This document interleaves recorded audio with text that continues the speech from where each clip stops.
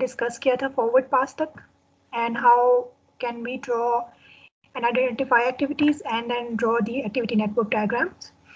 इस तरह से हम एक्टिविटी नेटवर्क डायग्राम बनाते हैं, और एक्टिविटी को यूजुअली हम एक रेक्टेंगल बॉक्स के अंदर लिखते हैं। Now because we are going to do the activity planning, so we need certain information about the activities, and that is the start date and end dates, its duration, float value। तो अब ये सारी जो information है इसको हम इस rectangle के अंदर डालते हैं, ठीक है। और इसके अंदर जो हमारे टाइम्स हमने जो इसके डिस्कस किए थे वो ये थे कि if we have the duration and we know the start time, we can find out कि इसका अर्लीस्ट फिनिश क्या होगा, ठीक है। And similarly if we have the latest finish and duration, we can found the latest start।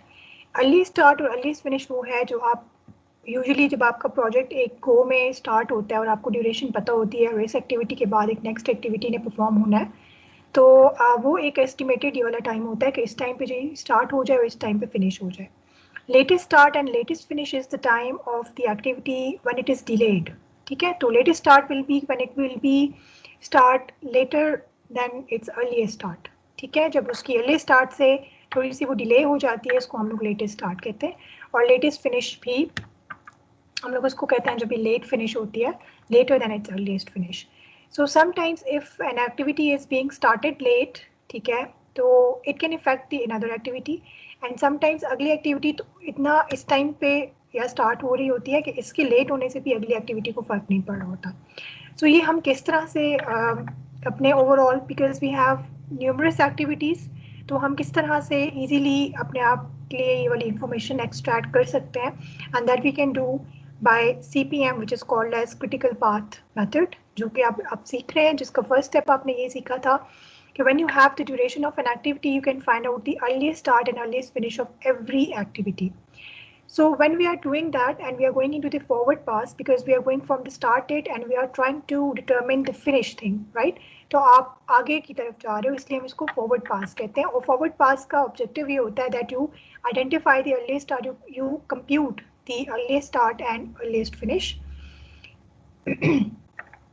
और उसके लिए हमने ये कहा था कि जो अर्ली स्टार्ट होता है, और लॉजिकली भी इसी तरह से होता है, जब आपको स्टार्ट डेट पता है, आपको ये पता है कि उसने कितना दिन कितना टाइम उसके ऊपर लगना है, तो आप उसके ऊपर उसको ऐड करते हो and you get the earliest finish.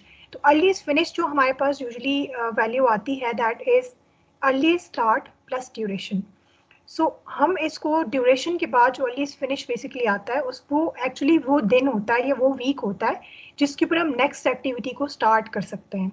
सो इसलिए यूजुअली जब लास्ट टाइम भी आप डिस्कस कर रहे थे और मैंने आपको ये एग्जांपल दी थी कि आप 5th से एक एक्टिविटी स्टार्ट करते हो और आपकी एक्टिविटी के अगर 6 डेज उसके ऊपर काम होना है तो वो कब एंड होनी चाहिए।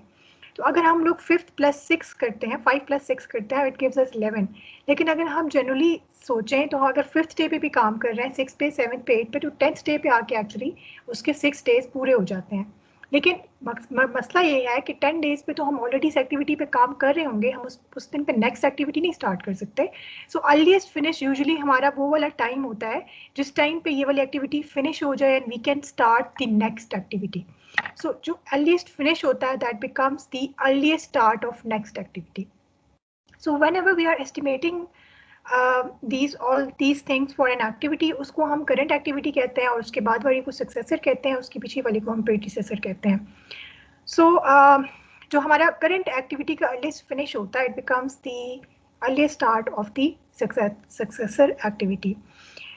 इसके अंदर कुछ चीज़ें थी जो आपको याद रखनी थी, वो ये थी कि when you have the activities which are at the start of your project, तो उनको हम डे 0 से स्टार्ट करते हैं।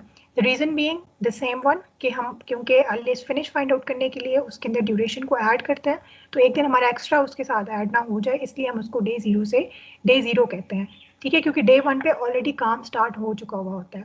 सो डे 0 वी विल से कि डे 0 से हमारी जो फर्स्ट एक्टिविटीज़ हैं वो स्टार्ट होती हैं, तो चाहे एक है या मल्टीपल एक्टिविटीज़ है, early start of all those activities which are starting in parallel and at the start of the project, तो उन सब का जो अर्ली स्टार्ट है that would be 0।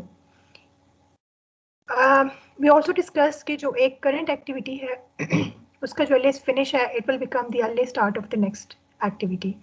But what if कि आपकी जो करंट एक्टिविटी है उसकी प्रीडिसेसर्स 2 हैं, अब इट मीन्स कि this activity is also, this is the successor of this activity and this activity also.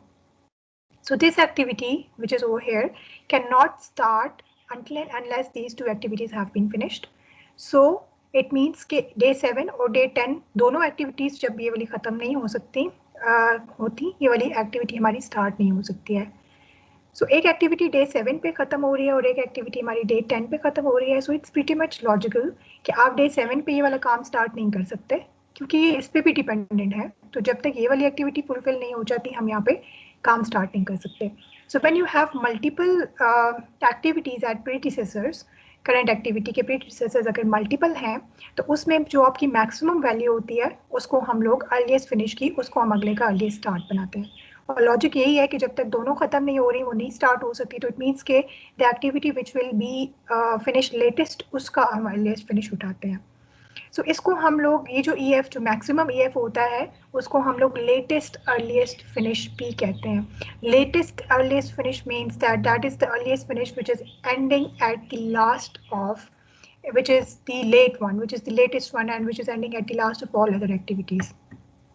ठीक है. उसके बाद हमने एक फॉरवर्ड पास यहाँ पे रन करके चेक किया था जिसके लिए हमने ये वाला एज अ टेबल हमें एज अ रिजल्ट मिल जाता है जिसके अंदर in forward pass we can compute all these information, that is duration, earliest start and earliest finish. ठीक है. और ये आपने टेबल फिल कर लेना है जो ये आपके नीचे फिल हुआ हुआ भी आपको नजर आ रहा है और ये चीज़ हमने लास्ट लेक्चर के अंदर की थी. सो लेट्स टॉक अबाउट कि जब हम अर्ली स्टार्ट कर लेते हैं तो हमारा ये रिजल्ट आ जाता है. ठीक है. इसके अंदर 0 + 6 6 हो गया, 0 + 4 4, 0 + 10 10 हो गया. इसका जो अर्लीस्ट फिनिश है वो नेक्स्ट का अर्लीस्ट स्टार्ट बन जाएगा. इसका अर्लीस्ट फिनिश जो है वो नेक्स्ट होगा जिस पे ये जा रहा है उसका अर्लीस्ट स्टार्ट बन जाएगा.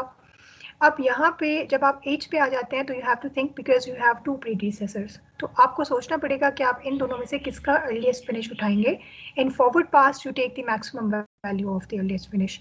सो 8 और 9 में से आप यहाँ पे 9 को अर्लीस्ट स्टार्ट में उठा लेते हैं. Similarly in J activity E and F are the predecessors and the earliest finishes are 7 and 10 respectively.